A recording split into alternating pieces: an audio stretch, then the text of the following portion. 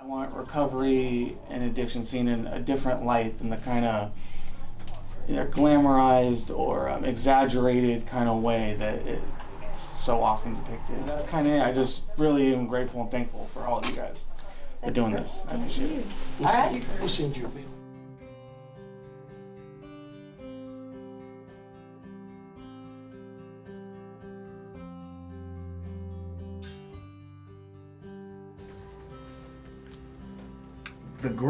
One of the greatest benefits of recovery for me and what my experience has been.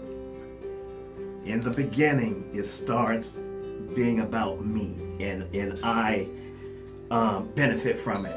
But as recovery goes on, everybody, society benefits from my recovery. And for that, I am truly, truly grateful.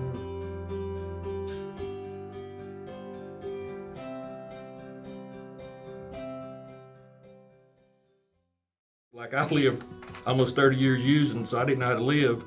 And now, like, if you'd have told me 6 years ago that I would be where I'm at today in life, I'd have told you was crazy as hell. Absolutely crazy. But life's good today. Like, I have a great job. I have such wonderful people in my life that I could not do this if I didn't have them in my life. I'm finding out things about myself and learning things about myself that I kind of like and I didn't even know before I'm getting to. It's kind of like a seed that we plant and a flower gets to bloom. And I'm really grateful for everyone in my life. And I'm grateful for these meetings and I'm grateful for you all. And that's all I have. I love y'all. Thanks, Amanda. Am I capable of this? You know, like, most of my life I wasn't capable of this. Everyone in my family wasn't capable of this. Like, I was supposed to get high, work construction, do a violation, get high, get out, get high, do a violation, catch a new charge, just like construction jail. Like, that's what I was supposed to do. And then it's turned into something completely different, and I'm going down this path that I'm excited, but it's felt very scary. The magnitude of the blessings of recovery, it's hard to verbalize that. Every single thing, the list goes on and on. Today, I don't have to worry about getting clean to be a mother. I'll be a mother to my first child in about 4 months. Mm-hmm. And I am so grateful that I don't have to get clean to do this. That this baby is going to be born clean, just like me. When early in recovery, if I came across a stressful situation, which was like every day in early recovery, but my first thought was get high, get high. My second thought is fuck it and run, it was like, get high, fuck it and run.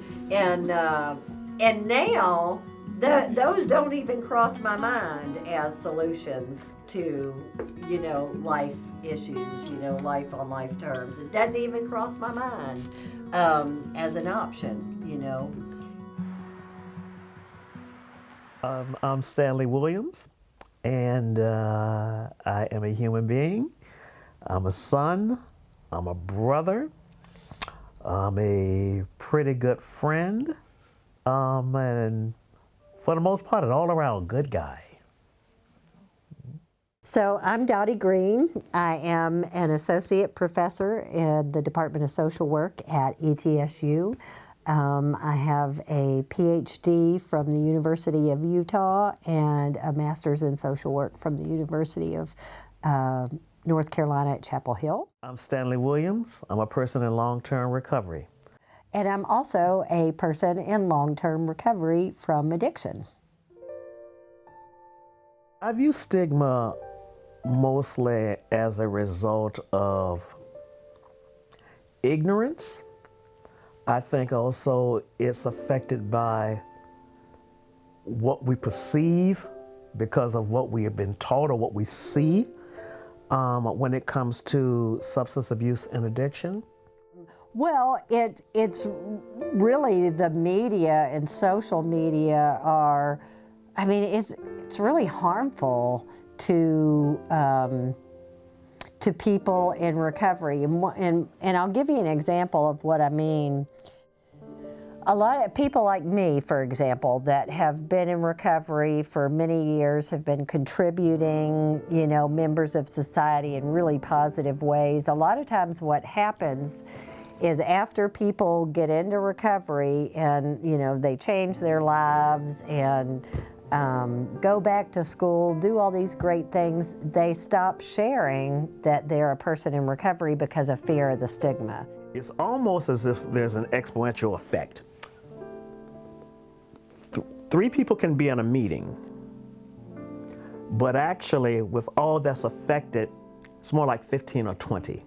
While you do have a captive audience to provide treatment.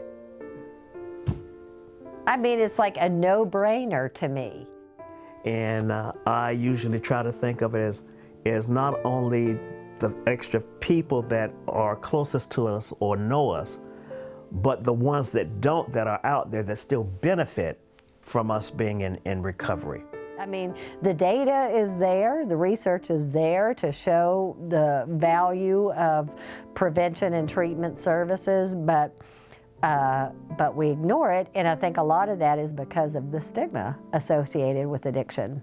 You know, really the dollars that we would save by providing treatment and prevention are just astronomical. Every single state in our country, every single state has done one of those at least one return on investment studies comparing, you know, how much money are we going to make by providing treatment. And it's like, you know, on average, it's like a 1-to-7 ratio. For every dollar we spend on treatment, we get a return of $7. Another thing that I learned along the way to try to keep me here, it's just not about me. And when there are times when I, quote, might be discouraged or whatever, I have to remember, dude, this is not all just about you. Everybody benefits. The world benefits from me being in recovery. As long as the ties that bind us together are stronger than those that would tear us apart, all will be well. When I got here, I had a 9th grade education. I had no skills, no training, no social network. I'd burned all of, you know, the bridges. My family, you know, had shut the door. I mean, I was just a mess and just had no hope, and had no idea what my purpose was, why I was even, you know, taking up space on the planet, you know. And I think recovery, I don't think that is actually a unique feeling when we first get here. I think a lot of us feel that way. And recovery gave me a purpose. I think the power of one addict helping another, you know, is without parallel. I had, because of my experience with addiction and recovery, I was able to help somebody else who was trying to get clean.